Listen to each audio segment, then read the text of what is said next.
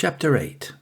At 5 o'clock the two ladies retired to dress, and at 6:30 Elizabeth was summoned to dinner. To the civil inquiries which then poured in, and amongst which she had the pleasure of distinguishing the much superior solicitude of Mr. Bingley, she could not make a very favourable answer. Jane was by no means better. The sisters, on hearing this, repeated 3 or 4 times how much they were grieved, how shocking it was to have a bad cold, and how excessively they disliked being ill themselves, and then thought no more of the matter. And their indifference towards Jane, when not immediately before them, restored Elizabeth to the enjoyment of all her original dislike. Their brother, indeed, was the only one of the party whom she could regard with any complacency. His anxiety for Jane was evident, and his attentions to herself most pleasing, and they prevented her feeling herself so much an intruder as she believed she was considered by the others. She had very little notice from any but him. Miss Bingley was engrossed by Mr. Darcy, her sister scarcely less so, and as for Mr. Hurst, by whom Elizabeth sat, he was an indolent man, who lived only to eat, drink, and play cards, who, when he found her prefer a plain dish to a rag-out, had nothing to say to her.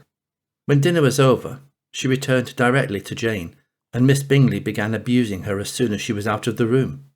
Her manners were pronounced to be very bad indeed, a mixture of pride and impertinence. She had no conversation, no style, no taste, no beauty.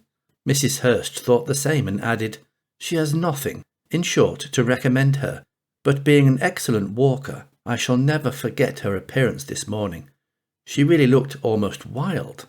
"She did indeed, Louisa. I could hardly keep my countenance. Very nonsensical to come at all. Why must she be scampering about the country? Because her sister had a cold.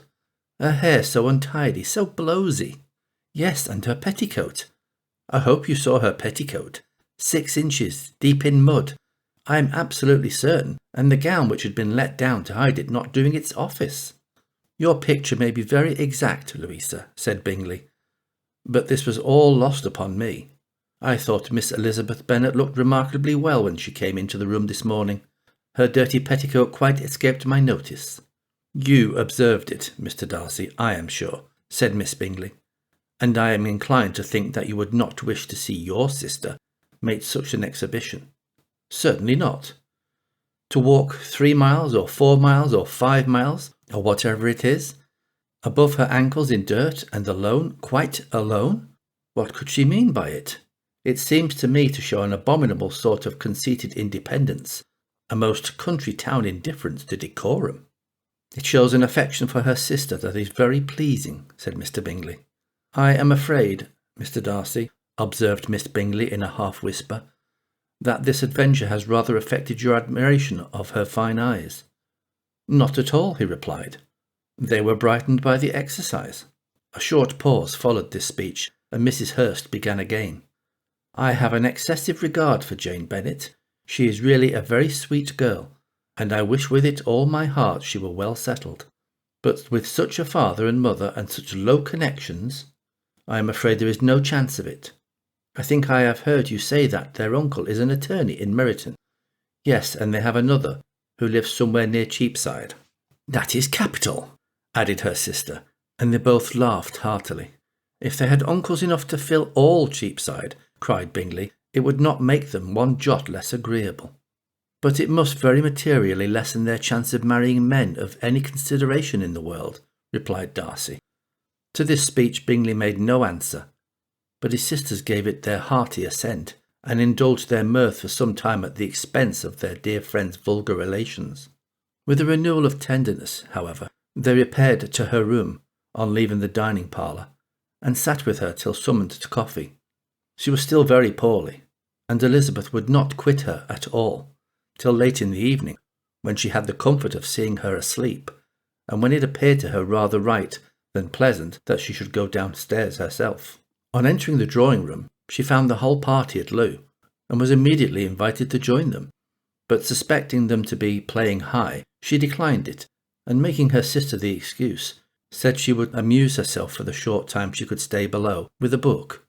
Mr. Hurst looked at her with some astonishment. "Do you prefer reading to cards?" said he. "That is rather singular." Miss Eliza Bennet, said Miss Bingley, despises cards. She is a great reader and has no pleasure in anything else. I deserve neither such praise nor such censure, cried Elizabeth. I am not a great reader, and I have pleasure in many things. In nursing your sister, I am sure you have pleasure, said Bingley, and I hope it will soon be increased by seeing her quite well. Elizabeth thanked him from her heart and then walked towards a table where a few books were lying. He immediately offered to fetch her others, all that his library afforded, and I wish my collection were larger for your benefit, and my own credit, but I am an idle fellow, and though I have not many, I have more than I have ever looked into. Elizabeth assured him that she could suit herself perfectly with those in the room. I am astonished, said Miss Bingley, that my father should have left so small a collection of books. What a delightful library you have at Pemberley, Mr. Darcy. It ought to be good, he replied. It has been the work of many generations. And then you have added so much to it yourself. You are always buying books. I cannot comprehend the neglect of a family library in such days as these. Neglect? I am sure you neglect nothing that can add to the beauties of that noble place. Charles, when you build your house, I wish it may be half as delightful as Pemberley. I wish it may, but I would really advise you to make your purchase in that neighbourhood, and take Pemberley for a kind of model. There is not a finer county in England than Derbyshire. With all my heart, I will buy Pemberley itself, if Darcy will sell it. I am talking of possibilities, Charles. Upon my word, Caroline, I should think it more possible to get Pemberley by purchase than by imitation. Elizabeth was so much caught by what passed as to leave her very little attention for her book, and soon laying it wholly aside. She drew near the card table and stationed herself between Mr. Bingley and his eldest sister to observe the game. Is Miss Darcy much grown since the spring? Said Miss Bingley. Will she be as tall as I am? I think she will. She is now about Miss Elizabeth Bennet's height, or rather taller. How I long to see her again. I never met with anybody who delighted me so much. Such a countenance, such manners, and so extremely accomplished for her age. Her performance on the pianoforte is exquisite.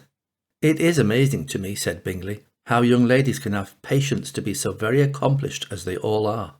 All young ladies accomplished? My dear Charles, what do you mean? Yes, all of them, I think. They all paint tables, cover screens, and net purses. I scarcely know anyone who cannot do all of this, and I am sure I never heard a young lady spoken of for the first time without being informed that she was very accomplished. Your list of the common extent of accomplishments, said Darcy, has too much truth. The word is applied to many a woman who deserves it no otherwise than by netting a purse or covering a screen.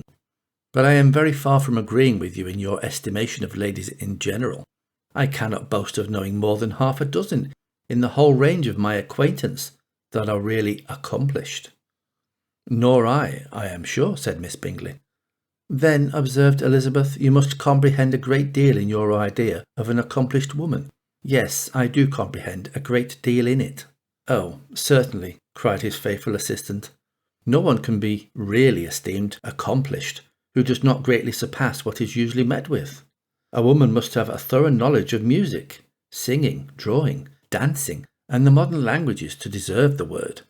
And besides all this, she must possess a certain something in her air and manner of walking, the tone of her voice, her address and expressions, or the word will be but half deserved.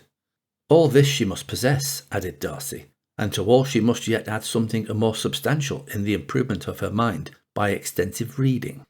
I am no longer surprised at your knowing only 6 accomplished women. I rather wonder now at your knowing any. Are you so severe upon your own sex as to doubt the possibilities of all this?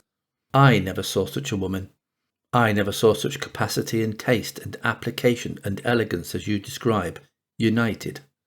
Mrs. Hurst and Miss Bingley both cried out against the injustice of her implied doubt and were both protesting that they knew many women who answered this description, when Mr. Hurst called them to order, with bitter complaints of their inattention to what was going forward. As all conversation was thereby at an end, Elizabeth soon afterwards left the room. Eliza Bennet, said Miss Bingley, when the door was closed on her, is one of those young ladies who seek to recommend themselves to the other sex by undervaluing their own, and with many men, I dare say, it succeeds.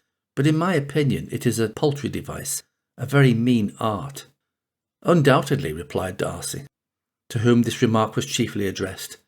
"There is meanness in all the arts, which ladies sometimes condescend to employ for captivation.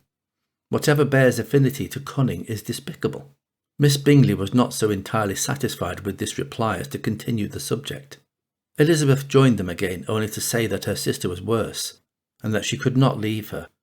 Bingley urged Mr. Jones being sent for immediately, while his sisters, convinced that no country advice could be of any service, recommended an express to town for one of the most eminent physicians. This she would not hear of, but she was not so unwilling to comply with their brother's proposal, and it was settled that Mr. Jones should be sent for early in the morning, if Miss Bennet were not decidedly better. Bingley was quite uncomfortable. His sisters declared that they were miserable. They solaced their wretchedness, however, by duets after supper, while he could find no better relief to his feelings than by giving his housekeeper directions that every possible attention might be paid to the sick lady and her sister.